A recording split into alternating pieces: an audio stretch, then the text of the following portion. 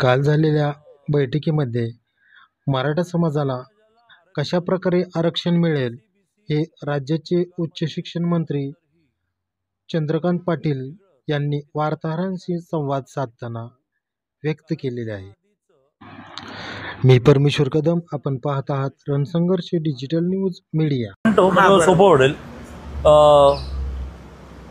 मराठा समाजाला आरक्षण SEBC वर्गामध्ये दिल्यानंतरही वेगळं 10% दिल्यानंतरही आणि ते कोर्टात आम्ही टिकू, कारण या आधीचं मान्य देवेंद्रजी मुख्यमंत्री असतानाचं रिझर्वेशन आरक्षण मराठा समाजाचं हे केंद्रामध्ये टिकलं नाही.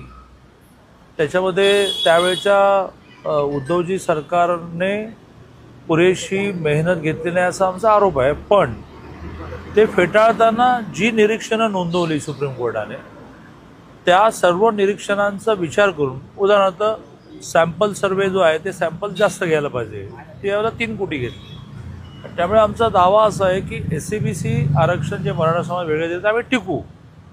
तरीसुद्धा मोठ्या प्रमाणावर मराठा समाजामध्ये हा विषय सुरू आहे की आम्हाला कुणबी म्हणा, सरसकट कुणबी म्हणा आणि सरसकट कुणबी म्हणून OBCतून आरक्षण द्या, जे 50% जात असेल ते नक्की टिकेल. आज आम्ही मराठा समाजामध्ये आरक्षणासाठी काम करणाऱ्या अनेक संघटनांचे नेते, ज्यात मनोजदादा जरांगे पाटलांना सुद्धा संपर्क केला. ते आजारी असल्यामुळे फोनवर नाही आले, परंतु त्यांच्या वतीने एक सरपंच महोदय येत होते आणि त्यांनी असं म्हटलं की बा आत्ताच्या त्यांच्या तब्येतीच्या स्थितीमध्ये त्यांना येता येणार नाही, पण आम्ही एक नोट पाठवतो. ती नोटसुद्धा बैठकीमध्ये आम्ही वाचून दाखवली. म्हणजे त्या अर्थाने त्यांचंसुद्धा म्हणणं बैठकीत आलं. अशी बैठक झाल्यानंतर मग एक बैठक झाली, प्रामुख्याने 3 रिटायर्ड जजेसची जी कमिटी झालेली आहे.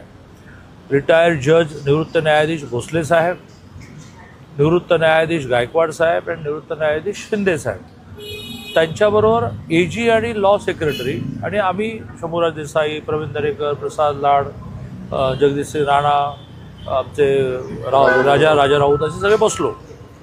तर त्या सगळ्यातून जो निष्कर्ष निघाला आहे तो निष्कर्ष वारंवार हाच निघतो आहे की 10 प्रकारची डॉक्युमेंट्स ही कुणबी दाखला मिळण्यासाठी हवी होती, ती आपण 42 केली.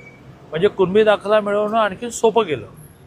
त्यातून आत्तापर्यंत शिंदे समिती नेमल्यानंतर 1,76,000 नोंदी सापडल्या आणि एक नोंद हे 300 दाखले क्रिएट करतं. मग माझा चुलत भाऊ आणि माझा मुलगा, माझी बहीण, कारण ती बहीण जोपर्यंत तो दाखला मला मिळतो तर तिला पण तो मिळतो. असं 1,76,000 1,77,000 नोंदी ज्या सापडल्या, ज्याच्यातून प्रत्येकी 300 एवढ्या नोंदी मिळतील. त्यांना कुणबी दाखले मिळाले, ते OBCत गेले, त्यांना OBCचे फायदे मिळायला सुरुवात झाले. यावेळेला ॲडमिशनला मी उच्च शिक्षण मंत्री आहे, तर अनेक जण काल परवापर्यंत मराठे होते, कुणबी दाखला मिळाला आणि त्यांनी OBCतून ॲडमिशन घेतलं. पण सरसकट सर्व मराठ्यांना कुणबी करा याची खूप कायदेशीर अडचण आहे असं वारंवार आलं. पण असं ठरलं आहे की 2 दिवसानंतर मराठा संघटनांच्या नेत्यांच्या मध्ये आलेल्या मागण्या, जशी एक मागणी मराठा समाजाच्या नेत्यांच्या बैठकीत आली आहे की SEBC आम्हाला नको, आम्हाला पुन्हा एकदा आर्थिकदृष्ट्या मागासाचं EWS जे आरक्षण आहे ते आरक्षण आम्हाला मिळावं, कारण त्यात ते आरक्षण सुप्रीम कोर्टामध्ये टिकलं.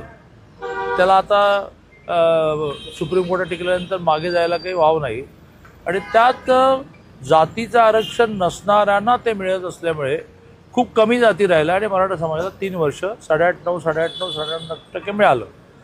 केंद्रातल्याही नोकऱ्या, केंद्रातल्याही सवलती त्यांना एलिजिबल असतात, पात्र असतात.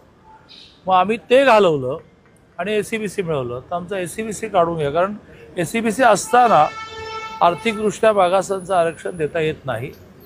त्याची तरतूबच अशी आहे की जातीचं आरक्षण मिळणाऱ्यांना ते आरक्षण मिळणार नाही. आता हे एक नवीनच विषय समोर आला, याला सर्व समाजाने मागणी मान्य करायला लागेल आणि SEBCचं आरक्षण दिलेलं मागे घेणं हा काही सोपा विषय नाही आहे.